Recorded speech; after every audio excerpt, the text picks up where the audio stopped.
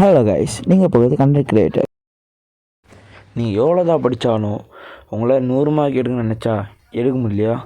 ஆனால் ரீசன் என்னென்னு என்கிட்ட நீங்கள் கேட்கலாம். அதுக்கு ஒரு சிம்பிள் மெத்தட் இருக்குது. அது மொத்தம் 3 ஸ்டெப்பு தான் வரும் method. First step, note the time.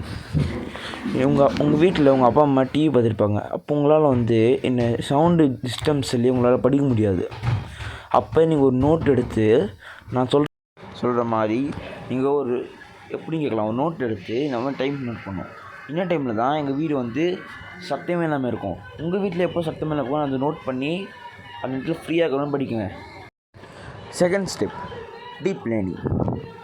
நீங்கள் படிக்கும் போது எத்தனை புக்கு எடுத்து படித்தாலும் உங்களால் 100 மார்க் எடுக்க முடியல. அது ரீசன் என்ன என்கிட்ட கேட்கலாம்.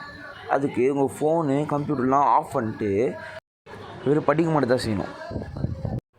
Step number 3, arrange place. For example, உங்கள் வீட்டில் ஒரு பிளேஸில் உட்காந்து நீங்கள் படிக்கணும்னு வச்சுக்கோங்க. அந்த பிளேஸை நீங்கள் ஒரு டேபிள் வச்சோ புக்கு வச்சோ நீங்கள் அரேஞ்ச் பண்ணலாம். அப்போ நெட்டில் உட்காந்து படித்தாலே உங்களால் டெடிக்கேட்டாக படிக்க முடியும். இப்போ இந்த வீடியோ உங்களுக்கு பிடிச்ச 3 விஷயத்தில் உங்களுக்கு எது யூஸ்ஃபுல்லாக இருந்துச்சுன்னு நீங்கள் சொல்லுங்கள் கமெண்ட்டில். அப்போ உங்களால் கண்டிப்பாக ஃபெயிலேருந்து பாஸ் ஆக முடியும், ரேங்க் வாங்க முடியும். அடுத்து என்ன வீடியோ போகலான்னா கமெண்ட்டில் சொல்லுங்கள் காய்ஸ்.